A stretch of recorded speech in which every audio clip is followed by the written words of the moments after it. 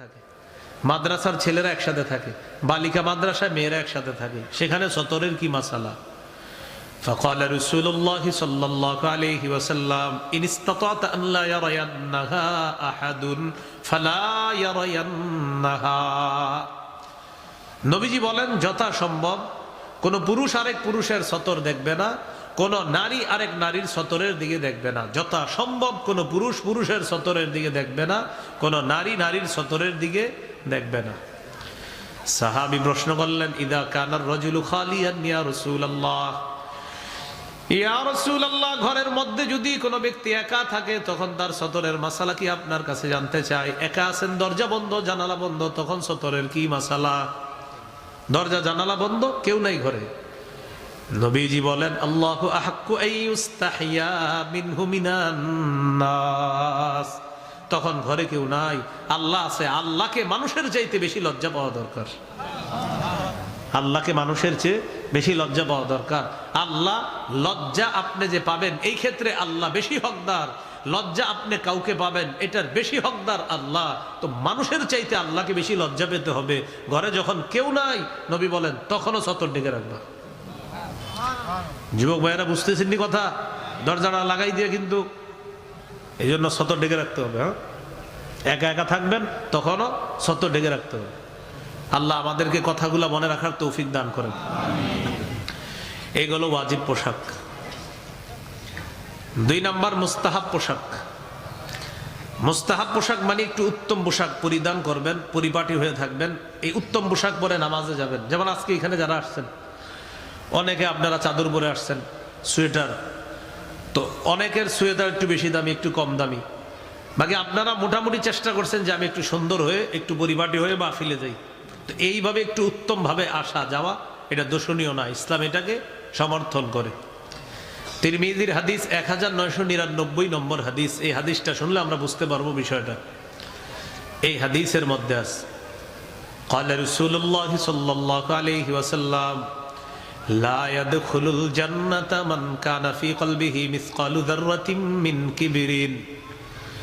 রাসূলুল্লাহ সাল্লাল্লাহু আলাইহি ওয়াসাল্লাম বলেন, যার অন্তরে সামান্য পরিমাণ অহংকার থাকে ওই ব্যক্তি জান্নাতে প্রবেশ করবে না।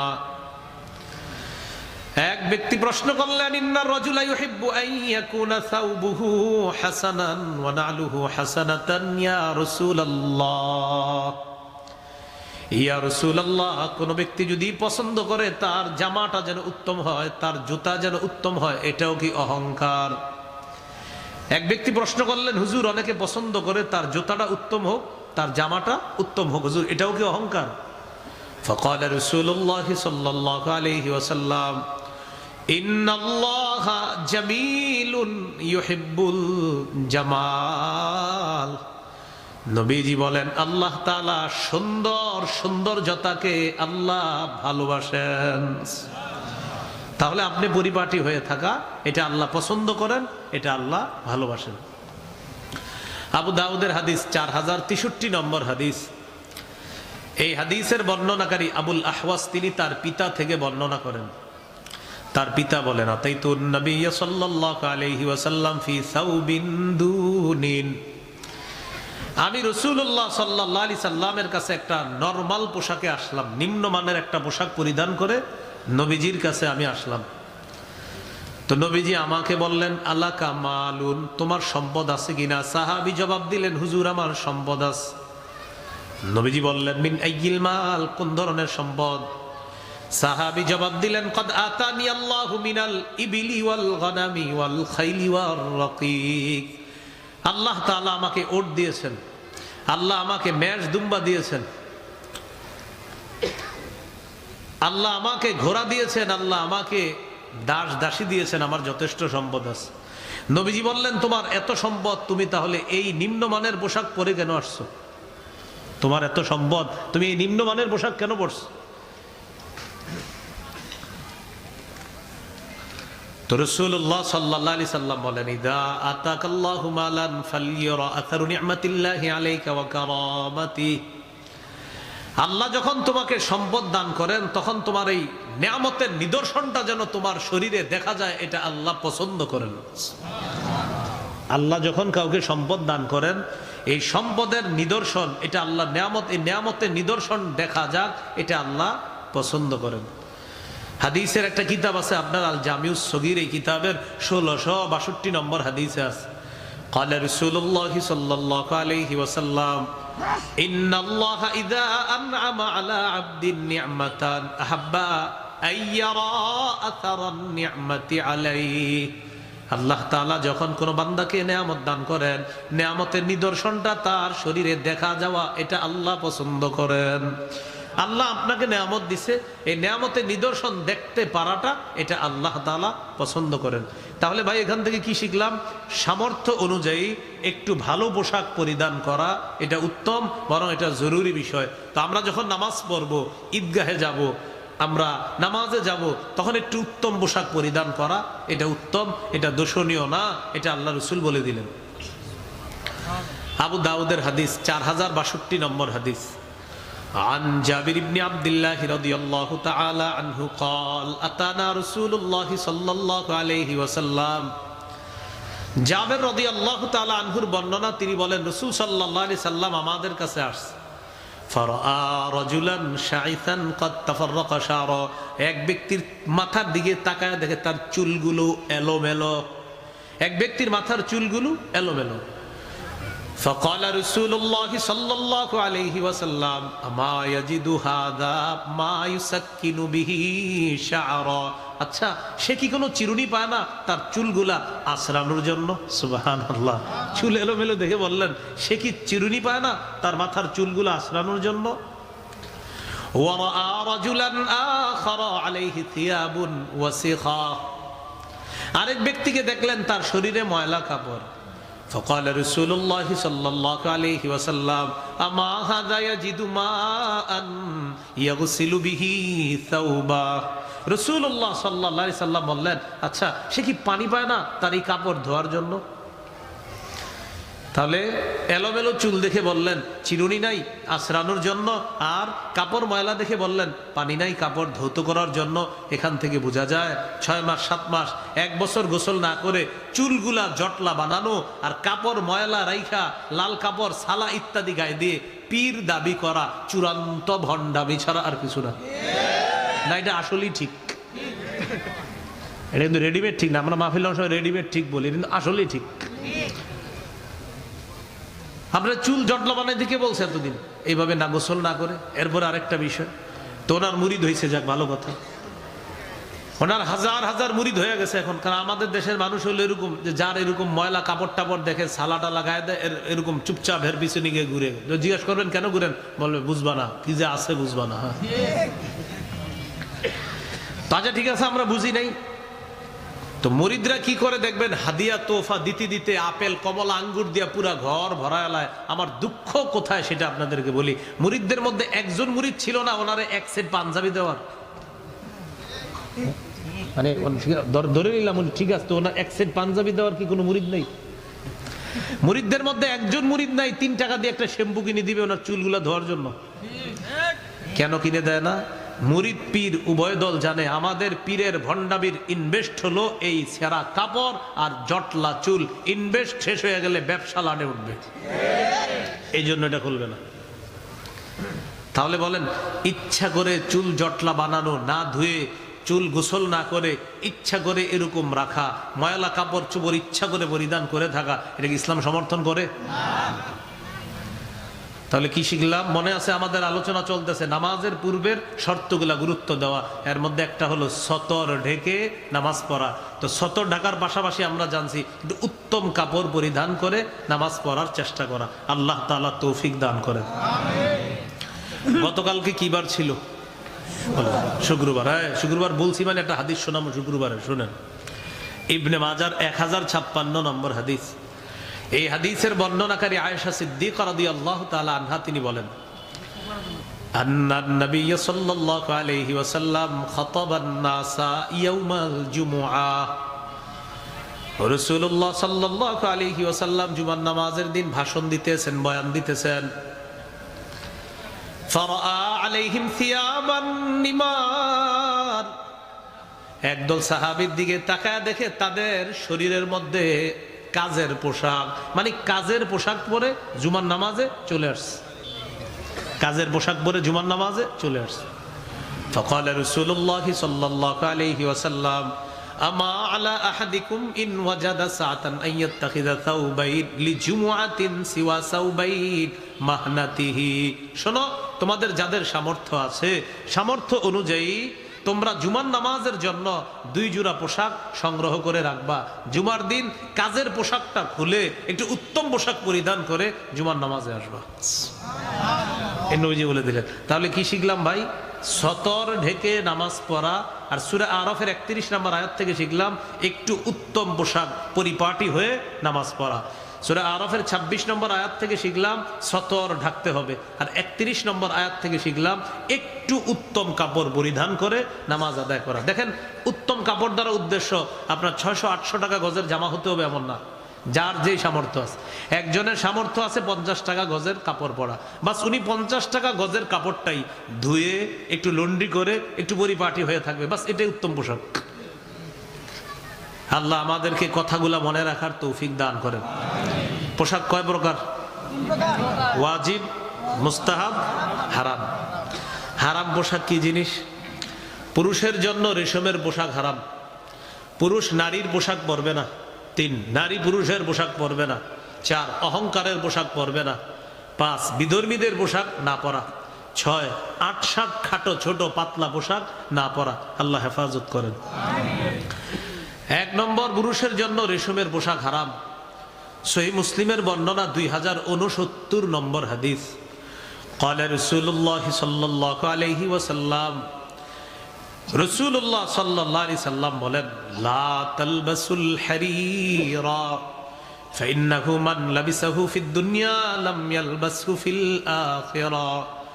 রাসূলুল্লাহ সাল্লাল্লাহু আলাইহি সাল্লাম বলেন, তোমরা রেশমের পোশাক পরবা না। দুনিয়াতে যে ব্যক্তি রেশমের পোশাক পরবে, আখিরাতে সে রেশম পরতে পারবে না। এই হাদিসের উদ্দেশ্য হলো, দুনিয়াতে পুরুষের জন্য রেশম হারাম, জান্নাতে পুরুষের জন্য রেশম হালাল। সহিহ বুখারীর বর্ণনা। বন্ধুরা 10 জন 20 জন একই কালারের ড্রেস বানায়, অনেক সময় পরে, পরার পর গলা থেকে পা পর্যন্ত একটা ওড়নাও বানায়। কি বানায়? এটা ওড়না বানায়। এরকম পুরুষ পাবেন আপনি। অনেক ছেলেদেরকে দেখবেন কান ছিদ্র করে কানে দুল পরে। কি পরে? কানে। তাহলে এটা কি? এটা কার রূপ ধারণ করলো? মেয়েদের। এটা জায়েজ নেই। আবার অনেক মেয়েরা পুরুষের পোশাক পরে, চুলের স্টাইল টিস্টাইল এরকম সব পুরুষের মতো রাখতে চায়। ছোটবেলায় ওই যে অভিভাবক হিসাবে আপনি আপনার মেয়েটাকে প্যান্ট শার্ট পরা শিখিয়েছেন, এখন বড় হওয়ার পরে সে এগুলোই পড়তে চায়। এটার জন্য দায়ী আপনিও, আপনি বাবা, আপনি মা। কেন আপনি ছোটবেলা থেকে এই পোশাকে অভ্যস্ত করলেন? সূরা তাহরিমের 6 নম্বর আয়াতে তো আল্লাহ নিষেধ করেছেন, ইয়া আইয়ুহাল্লাযীনা আমানু কু আনফুসাকুম ওয়া আহলিকুম নারা। হে ঈমানদারগণ, নিজেদেরকে এবং পরিবারকে বাঁচাও, আগুন থেকে বাঁচাও। কু প্রোটেক্ট, কু প্রোটেক্ট, সেভ, সেভ আনফুসাকুম ইয়োরসেলফ, ওয়া আহলিকুম এন্ড ইওর ফ্যামিলিজ, নারা এগেইনস্ট আ ফায়ার। ফায়ার মানে কি? আগুন। আগুন, ফায়ার সার্ভিস, আগুন, ফায়ার, আগুন থেকে বাঁচাও। তা আল্লাহ তো বলে দিস, আপনি কেন বাঁচাইলেন না? ছোটবেলায় বাচ্চার হাতে ধরে নিয়ে যায় নাচ শিখাইতে, গান শিখাইতে। হুজুরদের কাছে আবার দোয়া চাই, হুজুর দোয়া করেন, বাচ্চা মানুষ নিয়ে যাইতেছে। একটা বাবা একটা মা তার সন্তানকে নাচ গান শিখাইতে নিয়ে যায়, মানে হলো হাত ধরে জাহান্নামে নিচ্ছে। তো কোনো বাবা মা কি সন্তানের খারাপ চায়? বলেন, বাস্তবিক অর্থে খারাপ চায় না। তাহলে কিভাবে একটা বাবা পারে তার সন্তানকে গান শিখাইতে, নাচ শিখাইতে? অথচ রাসূলুল্লাহ সাল্লাল্লাহু আলাইহি সাল্লাম বলেছেন, লা তাবিউল কাইনাতি ওয়াল মুগান্নিয়াত ওয়ালা তাশতারুহুন্না ওয়ালা তুআল্লিমুহুন্না ওয়া সামানুহুন্না হারাম। গায়িকা, নায়িকা, গান বাদ্য এগুলা বেচবাও না, কিনবাও না, সন্তানকে শিখাবাও না। এটার উপার্জন পুরাটা হারাম, নবীজি বলে দিয়েছেন। এরপরও কিভাবে সন্তানকে শিখাইলেন এটা? তাহলে ভাই কি শিখলাম? পোশাকে একটা মেয়ে বিধর্মী পোশাকে, অনইসলামিক পোশাকে অভ্যস্ত হওয়ার জন্য পরিবার দায় এড়াতে পারবে না। পরিবার দায় এড়াতে পারবে না। একটা পরিবার যখন ছোটবেলা থেকে তাকে শিক্ষা দিবে, ওই শিক্ষায় এই সন্তানটা বড় হবে। এখানে আপনারা যারা আছেন, মহাব্বত করে বলি, অনেকে নতুন বিয়ে করেছেন, অনেকে করবেন, অনেকের স্ত্রী সন্তান সম্ভব, অনেকের সন্তান হয়েছে। যদি মেয়ে হয়, নিয়ত করে ফেলেন, মেয়েদের সতরটা গুরুত্বপূর্ণ বেশি পুরুষের চাইতে। এই জন্য মেয়েদের ব্যাপারে নিয়ত করে ফেলবেন, আমার মেয়ে, আমি একটা মুসলিম বাবা, আমার স্ত্রী একজন মুসলিম নারী, আমার মেয়ে দুনিয়াতে আসবে, সে একটা মুসলিম মা বাবার সন্তান, আমার মেয়েকে আমি ইসলামী পোশাকে বড় করব ইনশাআল্লাহ। ভাইয়েরা, ওয়াদা দেওয়া যায় তো ইনশাআল্লাহ? আল্লাহ তৌফিক দান করেন। তাহলে কোনো অনুষ্ঠানকে কেন্দ্র করে, ঈদকে কেন্দ্র করে, কোনো গায়ে হলুদকে কেন্দ্র করে, কোনো পার্টিকে কেন্দ্র করে হোক, আমার সন্তানকে আমি অনইসলামিক পোশাক পরাবো না। বিশেষ করে আমার মেয়েকে আমি কোনো অসভ্য পোশাক তার গায়ে উঠিয়ে দিব না। আল্লাহ আমাদেরকে কথাগুলো বোঝার তৌফিক দান করেন। 4 নাম্বার, বিধর্মীদের পোশাক, এ অহংকারের পোশাক। قال رسول الله صلى الله عليه وسلم من لبس ثوب شهرة ألبسه الله يوم القيامة ثوب مذلة। কোন ব্যক্তি যদি খ্যাতি প্রসিদ্ধির পোশাক দুনিয়াতে পরে, কিয়ামতের ময়দানে আল্লাহ তাকে লাঞ্ছনার পোশাক পরায়া দিবে। 5 নাম্বার, বিধর্মীদের পোশাক। আব্দুল্লাহ ইবনে আমর ইবনুল আস, নবীজির একজন সাহাবী, তিনি বলেন, রাআ আলাইয়া রাসূলুল্লাহ সাল্লাল্লাহু আলাইহি ওয়াসাল্লাম সাওবাইনি মুআসফারাইন। রাসূলুল্লাহ সাল্লাল্লাহু আলাইহি সাল্লাম আমার শরীরে 2টা রঙিন পোশাক দেখছে, কালারগুলা সুন্দর না। নবীজি আমাকে বললেন, এগুলা কি পরছো তুমি? হাদিহি মিন সিয়াবিল কুফফার, এগুলা কাফেরদের পোশাক, ফালা তালবাসহা, আর পরবা না, খোলো। আমাদের সমাজে কোটিপতির সন্তান দেখবেন, প্যান্ট পরছে এখানে ছেঁড়া, এখানে ছেঁড়া, এখানে ছেঁড়া। আচ্ছা, আগে আমরা প্যান্ট শার্ট ছেঁড়া দেখলে কি বুঝতাম? আরেকটু সুন্দর করে করুন। হ্যাঁ, তো আমরা আগে প্যান্ট শার্ট ছেঁড়া দেখলে ফকির মনে করে তাকে দান করে। আমরা ফকিরদেরকে অবহেলা করছি না, ফকির তিনি সাহায্য পাওয়ার যোগ্য, তাই সাহায্য করতে হবে। কিন্তু আমরা ছেঁড়া প্যান্ট শার্ট দেখলে ভাবতাম কি ফকির। কোটিপতির সন্তান এখানে ছেঁড়া, এখানে ছেঁড়া, এখানে ছেঁড়া, এটা কেমন হলো কথাটা? তাদের জন্য আমার একটা আবদার আছে। আগদেউলি ইয়াং স্টার স্পোর্টিং ক্লাব, এই যুবক ভাইদের প্রতি আবদার থাকবে, আপনারা কাজ করবেন। যদি এরকম প্যান্টওয়ালা কোনো ছেলেকে দেখেন, যার বাবা কোটিপতি, টাকা পয়সা আছে, প্যান্ট কিনে দেওয়ার, তার জন্য আপনারা চান্দা কালেকশন করবেন। এরকম মাহফিল করলেন না, ওর জন্য একটু টাকা উঠাবেন, উঠায়া একটা প্যান্ট কিনে দিবেন। কারণ ওর আব্বা শুধু প্যান্ট ছাড়া আর অন্য সবগুলা দেওয়ার সামর্থ্য ছিল, এখন কি করার, যেহেতু সামর্থ্য নাই তার প্যান্ট কিনে দেওয়ার, ছেঁড়া প্যান্টের জন্য বেচারা পড়তেছে, এ আপনারা স্পোর্টিং ক্লাবের উদ্যোগ নিয়ে একটা প্যান্ট কিনে দেওয়ার ব্যবস্থা করেন। এছাড়া দু উপায় নেই। এখন কি করা, উনি এটা ছেঁড়াটা পড়তেছে। আপনি জানেন তাদের মাথা এমন ভাবে তৈরি হয়েছে, আগামীকাল যদি ভারতের কোনো স্টার বা আমেরিকার কোনো স্টার সালাগায় দেয়, সে সালাগায় দিবে আর বলবে এটাই ফ্যাশন। তাহলে ছেঁড়া প্যান্ট ধনী পরলো হয়ে গেল ফ্যাশন, গরিব পরলো হয়ে গেল ভিক্ষা। ধনী পরলো এটা হয়ে গেল ফ্যাশন, গরিবে পরলো এটার নাম হলো ভিক্ষা। অথচ দুইটাই ছেঁড়া। কোনো ক্ষেত্র বিশেষ দেখবেন গরিবের প্যান্টের চাইতে ওইটা আরো বেশি ছেঁড়া, এখানে এখানে এখানে। আল্লাহ জানে কয়দিন পরে আর কি হয়। আল্লাহ হেফাজত করেন। তাহলে ছেঁড়া প্যান্ট পরা এগুলো কি মুসলমানদের পোশাক? নতুন একটা বেরোইছে আপনার, আবার এইখানে প্যান্ট আছে, এখানে আছে, এই হাঁটুটা খোলা। ওই যে বিজাতীয়রা আক্রমণ করছে কোথায়, কারণ পুরুষের সতর্দ হাঁটু। এই জন্য কৌশলে এই পোশাক মুসলমান সন্তানের পরনে উঠাইয়া দিছে, যে ইচ্ছা করে হলো মুসলমান সন্তান কি করবে, যে ফ্যাশন মনে করে এটা কিনবে, তার হাঁটু দেখা যাবে, বাস সতর্ক সার্বক্ষণিক সেই ফরজ তরকের গুনাহটা আমাদের সামনে করবে। এটা দেখছেন যে আপনারা, হ্যাঁ, এখানে ছেড়ে এখানে ছেড়ে হাঁটুটা বাইরে, হাঁটুটা বাইরে থাকে। তো প্রিয় ভাইয়েরা, এগুলা কি মুসলমানের পোশাক? না, এগুলো বিধর্মীদের পোশাক। এই পোশাক পরা যাবে না। 6 নাম্বার, পাতলা পোশাক। 8-7 খাটো শরীরের সাথে মিশে থাকে পাতলা পোশাক। এই পোশাক বিশেষ করে মেয়েরা পরা হারাম। সহিহ মুসলিমের বর্ণনা 2198 নম্বর হাদিস। এই হাদিসের মধ্যে আছে রাসূলুল্লাহ সাল্লাল্লাহু আলাইহি সাল্লাম বলেন, সিনফানে মিন আহলিন নার লাম আরাহুমা, 2 শ্রেণীর জাহান্নামী আমি তাদেরকে দেখি নাই, তবে তোমরা দেখবা চিরি। আমি নবী দেখি নাই, মানে নবীজি 2 শ্রেণীর জাহান্নামীর কথা বলে গেছে, নবীজি দেখে নাই। 1 নাম্বার, কওমুন মাআহুম সিয়াতুন কাআদনাবিল বাকরি ইয়াদরিবুনা বিহান নাস, এমন এক সম্প্রদায় যাদের কাছে গরুর লেজের মতো লাঠি থাকবে, চাবুক থাকবে, আর এটা দিয়ে মানুষের উপর জুলুম নির্যাতন করবে। 2 নাম্বার ওয়ানিসাউন কাসিয়াতুন আরিয়াত মাইলাতুম মুমিলাত। 2 নাম্বার এমন নারী যে নারীরা পোশাক পরার পরেও উলঙ্গ, পোশাক পরার পরেও কি বলছে নবী? উলঙ্গ। এমন পোশাক, এমন পাতলা পোশাক যে পোশাকে সে অন্যের দিকে আকৃষ্ট হয় এবং অন্যকে সে নিজের দিকে আকৃষ্ট করবে। নবী বলেন আমি দেখি নাই। বলেন তো পৃথিবীবাসী আর কবে দেখবে? হ্যাঁ, দেখে ফেলছে। নবীজি বলছে আমি দেখি নাই, কিন্তু এটা পৃথিবীবাসী দেখবে। এখন আপনারা বলেন এই পাতলা পোশাক এগুলো কি ভবিষ্যতে আসবে না চলে এসেছে? এই পোশাক হারাম, মেয়েরা এই পোশাক পরবে না। তাহলে শরীর পাক, কাপড় পাক, নামাজের জায়গা পাক। শরীর পাক, কাপড় পাক, নামাজের জায়গা পাক, সতর ঢাকা। তাহলে সতরের মাসালা জানতে গিয়ে আমরা 3 ধরনের পোশাকের কথা জানলাম, ওয়াজিব, মুস্তাহাব, হারাম। তো হারাম পোশাক তো আমরা পরবই না, মুস্তাহাব উত্তম পোশাক পরিধান করে আমরা সালাত আদায় করার চেষ্টা করব। আল্লাহ তৌফিক দান করেন। কিবলামুখী হয়ে নামাজ পড়া।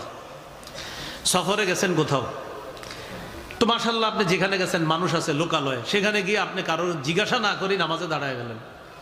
সালাম ফিরানোর আগে কেউ কানে কানে এসে বলে দিল, হুজুর আপনি তো পূর্ব দিকে ফিরে নামাজ পড়ছেন। তো যেই জায়গায় গেলেন আপনি কাউরে জিজ্ঞাসা করে নিতেন যে ভাই আমি তো মুসাফির মানুষ, কেবলা কোনটা? আপনার অনেক সময় মনে হবে যে এটাই কেবলা, আসলে এটা না। বাইতুল মুকাররম মসজিদে কত বছর যাই, মসজিদের বাহিরে আমার উত্তর, দক্ষিণ, পূর্ব, পশ্চিম ঠিক থাকে। ভিতরে যখন ঢুকি তখন আমার মনে হয় উত্তর দিকে কেবলা, আর দক্ষিণটাকে আমার মনে হয় কেবলা।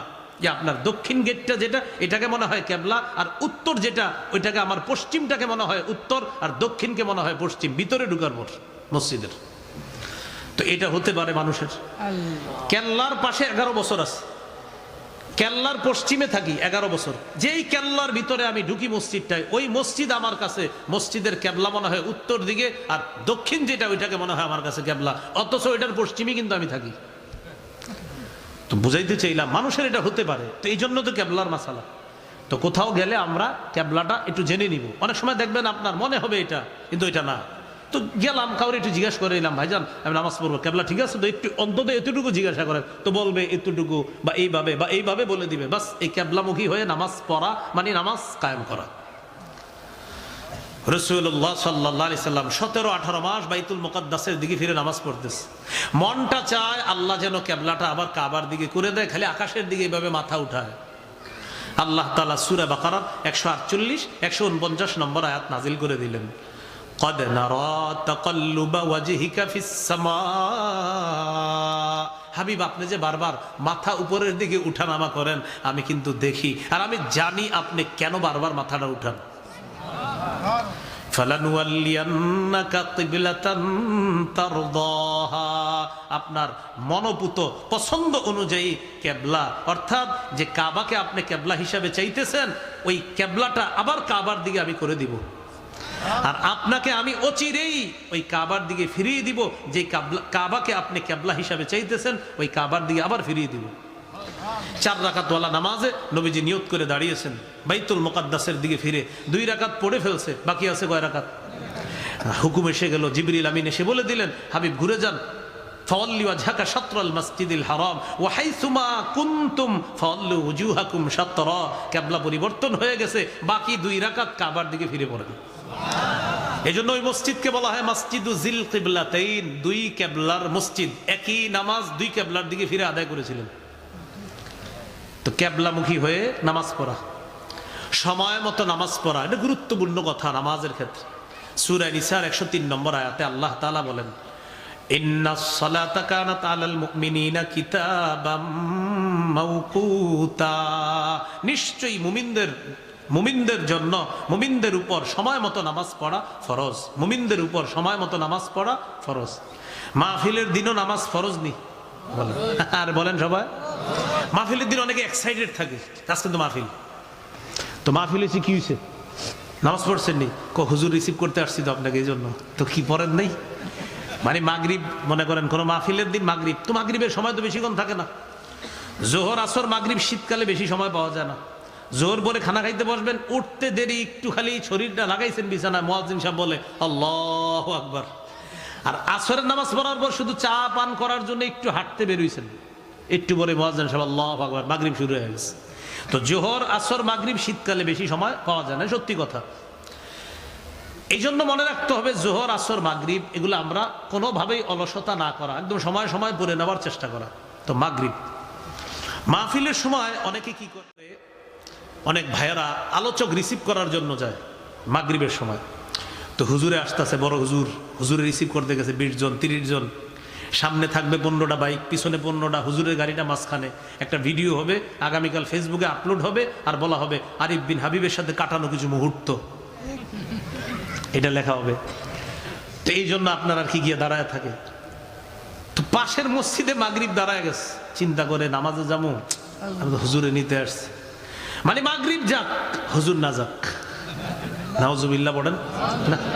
হুজুরে বলে দেন, হুজুর আমরা তো আপনারে নিতে আসছি, আমরা পাশে মসজিদে মাগরিব পড়তে ঢুকতেছি, আপনি যদি কোথাও মাগরিব পড়ে নেন তা তো ঠিক আছে, আর না পড়লে এই মসজিদে এসে শরীক হতে পারেন, আমরা এই মসজিদে আসি, হুজুর আমরা কিন্তু আপনাকে নিতে আসছি। তিনি আপনাদের কথা যদি রাখে আলহামদুলিল্লাহ, না রাখলে কিছু করার নাই, কারণ হুজুর বড় না মাগরিব বড়, মাহফিল বড় না মাগরিব বড়, আপনি মাগরিব পড়তে হবে। আর কোন আলেম আপনাকে না করবে না, উনি বলবে অবশ্যই আপনারা মাগরিবে ঢুকে যান।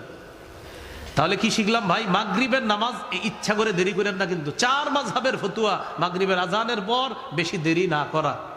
এই জন্য আমরা মাগরিবের নামাজটা অলসতা করব না। এর আগের আসরের নামাজ, মা বোনরা রান্না বসায় আসরের নামাজের আগে 3টা বাজে, 3:30 বাজে। শীতকালে আপনার 4টায়, এখন ঢাকা 4:15 আসর করি, গ্রামে 4:15 আসর, তো সময় বেশিক্ষণ থাকে না।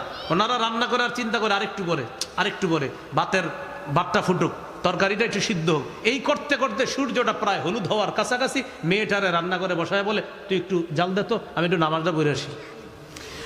আবু দাউদের হাদিস, রাসূল সাল্লাল্লাহু আলাইহি সাল্লাম বলেন, ইচ্ছা করে যারা এইভাবে সূর্য হলুদ বানায় আসর পরে, তিলকা সলাতুল মুনাফিকিন, তিলকা সলাতুল মুনাফিকিন, তিলকা সলাতুল মুনাফিকিন। নবী বলেন, ইচ্ছা করে এটা যারা করে, এটা মুনাফিকের নামাজ, এটা মুনাফিকের নামাজ, এটা মুনাফিকের নামাজ। নাউজুবিল্লাহ। তাহলে ভাইরা সময় মতো নামাজ পড়বো তো ইনশাআল্লাহ। সহিহ বুখারীর বর্ণনা 527 নম্বর হাদিস, আব্দুল্লাহ ইবনে মাসউদ রাদিয়াল্লাহু তাআলা আনহুর বর্ণনা, তিনি বলেন, সাআলতু রাসূলুল্লাহি সাল্লাল্লাহু আলাইহি ওয়াসাল্লাম আইয়ুল আমালি আহাব্বু ইলাল্লাহ। আমি রাসূলুল্লাহ সাল্লাল্লাহু আলাইহি সাল্লামকে জিজ্ঞাসা করলাম, আল্লাহর কাছে সবচেয়ে পছন্দনীয় আমল কোনটি? ফাকালা রাসূলুল্লাহি সাল্লাল্লাহু আলাইহি ওয়াসাল্লাম আস-সালাতু আলা ওয়াক্তিহা। নবীজি বললেন সময় মতো নামাজ পড়া। আরেক বর্ণনা আছে আস-সালাতু ফি আউয়ালি ওয়াক্তিহা, প্রথম সময়ে মানে নামাজ পড়া, আউয়াল ওয়াক্তে নামাজ পড়া। আরেক বর্ণনা আসছে আস-সালাতু আলা মিকাতিহা, সময় মতো নামাজ পড়া। তাহলে প্রশ্ন আমি করি, উত্তরটা আপনারা দিবেন। নবীজিকে এক সাহাবী প্রশ্ন করছে, আল্লাহর কাছে সবচেয়ে পছন্দনীয় আমল কোনটি? নবী কি বলছেন? সময় মতো নামাজ পড়া। তাহলে বলেন তো, আল্লাহর কাছে সবচেয়ে পছন্দনীয় আমল কোনটি? এই সময় মতো নামাজ পড়া মানে নামাজ কায়েম করা। মনে থাকবেন ইনশাআল্লাহ। বাংলাদেশ এয়ারপোর্টে মাগরিব পড়ছেন, মাগরিব পড়ার পর উমরা হজের উদ্দেশ্যে রওনা করছেন, আল্লাহ সকলকে কবুল করুন। তো রওনা করার পর আমাদের বাংলাদেশ থেকে সৌদি আরব কোন দিকে? পশ্চিম দিকে। মাগরিব পড়ার পর প্লেনে উঠছেন, ওঠার পর প্লেন পশ্চিম দিকে যাওয়ার পরে দেখেন কি সুবহানাল্লাহ, সূর্য এখনো ডুবে নাই। বাংলাদেশে মাগরিব পড়ছেন, একটু পরে দেখেন সুবহানাল্লাহ, সূর্য তো ডুবে নাই। তো এখন কি করা? তো যাই হোক, সূর্য পরে ডুবছে, ডুবার পরে আবার মাগরিবের সময় হয়েছে প্লেনে। যদি প্লেনে কোনো হুজুর থাকে, বেচারার মাথা শেষ, চারদিক থেকে হুজুর মাগরিব তো একবার পড়ছি বাংলাদেশ এয়ারপোর্টে, এখন করবোটা কি? একটু বলেন একদিনে এক ওয়াক্ত নামাজ একবারই ফরজ। একদিনে এক ওয়াক্ত নামাজ একবারই ফরজ। যেহেতু আজকের মাগরিব আপনি পড়ে ফেলেছেন, সেহেতু আজকের মাগরিব আর পড়া লাগবে না। মনে থাকবে তো ইনশাআল্লাহ? তো সময় মতো আমরা নামাজ পড়ে নিব, আল্লাহ তৌফিক দান করেন। নামাজের নিয়ত করা, বিশুদ্ধ নিয়তে নামাজ পড়া। দেখেন আজকে এশার নামাজে মসজিদে আসছেন যারা, বাসা থেকে এই নিয়তে বের হয়েছেন যে আমি এশা পড়ার জন্য যাইতেছি, মুখ দিয়ে আলাদা বলার প্রয়োজন নাই। সহিহ বুখারীর 1 নম্বর হাদিস, রাসূলুল্লাহ সাল্লাল্লাহু আলাইহি সাল্লাম বলেন, ইন্নামাল আমালু বিন্নিয়াত, আমলের প্রতিদান বিশুদ্ধ নিয়তের সাথে, আমলের সওয়াব দেওয়া হবে বিশুদ্ধ নিয়তের সাথে। নিয়ত বিশুদ্ধ হবে, আমলের সওয়াব পাওয়া যাবে। আল্লাহকে খুশি করার জন্য নামাজ পড়ব, কোনো ধরনের রিয়া না আনা। রাসূলুল্লাহ সাল্লাল্লাহু আলাইহি সাল্লাম বলেন, ইয়াকুম আশিরকাস সারাইর, শোনো তোমরা গোপন শিরিক থেকে বাঁচো। সাহাবীরা বললেন, ওমা শিরকুস সারাইর, হুজুর গোপন শিরিক কি? নবীজি বললেন, ইয়াকুমুর রাজুলু ফায়ুসাল্লি ফায়ুযায়্যিনু সালাতাহু জাহিদান লিমা ইয়ারা মিন নাজরিন নাসি ইলাইহি। কোন ব্যক্তি এই নিয়তে নামাজ সুন্দর করে যে মানুষ আমাকে দেখে বলবে বাবা কত সুন্দর নামাজ, হ্যাঁ, এই নিয়তে নামাজ পড়তেছে। তো নবীজি বললেন এটা হলো রিয়া, এটা গোপন শিরিক, এটা রিয়া, এটা গোপন শিরিক। মুসলিমের বর্ণনায় আসছে, এক সাহাবী বললেন, হুজুর আল্লাহকে খুশি করার জন্য যদি নামাজ সুন্দর করি আর মানুষ যদি প্রশংসা করে, আল্লাহকে খুশি করার জন্য আপনি নামাজ সুন্দর করে পড়তেছেন আর মানুষ প্রশংসা করে, তাহলে নবীজি বললেন তুমি যদি আল্লাহকে খুশি করার জন্য নামাজ পড়ো আর মানুষ তোমার প্রশংসা করে, তিলকা আজিলু বুশরাল মুমিন, এটা মুমিনের জন্য দুনিয়াতে নগদ সুসংবাদ। পার্থক্যটা বুঝে আসছে তো? মানে রবের জন্য যত সুন্দর করতে পারেন নামাজ, কিন্তু মানুষকে দেখানোর জন্য যেন না হয়। আল্লাহ আমাদেরকে কথাগুলো মনে রাখার তৌফিক দান করেন। তাহলে নামাজ কায়েম করা দ্বারা কয়টা উদ্দেশ্য বলছিলাম? 5টা। 1 নাম্বার পূর্বের শর্তগুলা গুরুত্ব দেওয়া, এই শর্তগুলা আলোচনা করলাম। 2 নাম্বার আল মুহাফাজাতু আলা রুকুই ওয়াস সুজুদ, রুকু সেজদাগুলা সুন্দরভাবে করা, ধীরস্থিরভাবে করা, গুরুত্ব সহকারে রুকু সেজদা আদায় করা। সহিহ বুখারীর বর্ণনা 757 নম্বর হাদিস, রাসূলুল্লাহ সাল্লাল্লাহু আলাইহি সাল্লাম মসজিদে আছে, এক ব্যক্তি মসজিদে এসে নামাজ পড়ছে। নামাজ পড়ার পর ফাসাল্লামা আলা রাসূলিল্লাহি সাল্লাল্লাহু আলাইহি সাল্লাম, নবীজিকে সালাম দিলেন। ফারাদ্দা আলাইহি, নবী সালামের জবাব নিয়ে বললেন, ইরজি ফাসাল্লি ফাইন্নাকা লাম তুসাল্লি, ফিরে যাও আবার নামাজ পড়ো, কেননা তুমি নামাজ পড়োনি। ফারাজা ইউসাল্লি কামা কানা সাল্লা, তিনি ফিরে গেলেন, আগের মতো আবার নামাজ পড়লেন। নামাজ পড়ার পর আবার আল্লাহ রসুলকে সালাম দিলেন, নবী সালামের জবাব নিয়ে বললেন, ইরজি ফাসাল্লি ফাইন্নাকা লাম তুসাল্লি, যাও তুমি নামাজ পড়ো, তুমি নামাজ পড়ো নাই। তিনি আবার গেলেন, নামাজ পড়লেন, পড়ার পর আবার আল্লাহ রসুলকে সালাম দিলেন, নবী তার সালামের জবাব নিয়ে বললেন, তুমি আবার নামাজ পড়ো, কারণ তুমি নামাজ পড়ো নাই। 3 বার হয়ে গেছে। সাহাবী বললেন, ওয়াল্লাযী বাআসাকা বিল হাক্কি মা উহসিনু গায়রা আল্লিমনি ইয়া রাসূলুল্লাহ, হুজুর আমি এর চাইতে ভালো নামাজ পড়তে পারি না, আপনি আমাকে শিখাইয়া দেন। আল্লাহর কসম যে আল্লাহ আপনাকে সত্য সহ পাঠিয়েছে, ওই আল্লাহর কসম, হুজুর আমি তো এর চেয়ে সুন্দর পারি না, আমাকে শিখাইয়া দেন। নবীজি সাল্লাল্লাহু আলাইহি সাল্লাম তাকে 1 রাকাত নামাজ শিখাইয়া দিলেন। ইযা কুমতা ইলাস সালাহ ফাকাব্বির, যখন নামাজে দাঁড়াবা, নামাজের ইচ্ছা করবা, আল্লাহু আকবার বলে নামাজ শুরু করবা, হাত বাঁধবা, সানা পড়বা, ফাতিহা পড়বা, সুম্মা ক্রা মা তায়াসসারা মাআকা মিনাল কোরআন, কোরআনের যেখান থেকে তুমি পারো সহজ সেখান থেকে পড়বা। সুম্মা রুকা, রুকু করবা, হাত্তা তাতমাইন্না রাকিআ, ধীরস্থির ভাবে রুকু করবা।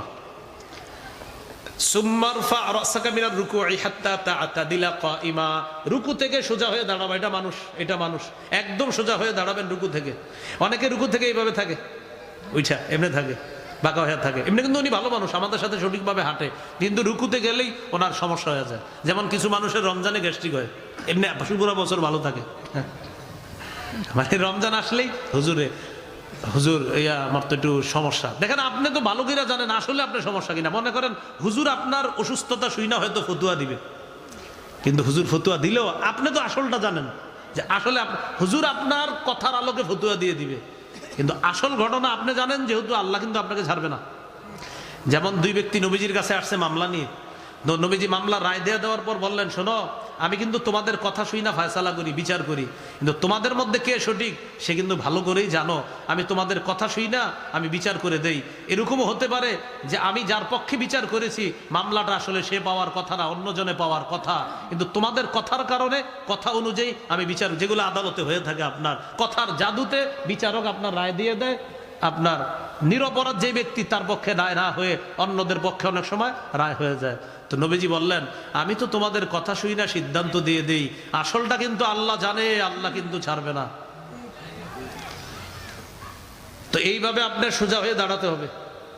দাঁড়ানোর পর সুম্মাসজুদ, নবী বললেন এরপর সেজদা করবা, হাত্তা তাতমাইন্না সাজিদা, ধীরস্থির ভাবে সেজদা করবা। এই যে মনে করেন সেজদা করলেন, এক সেজদা, আল্লাহু আকবার, দুই সেজদার মাঝখানে সোজা হয়ে বসবেন। অনেকে এইভাবে বাঁকা হয়ে থাকে দুই সেজদার মাঝখানে, আল্লাহু আকবার আল্লাহু আকবার।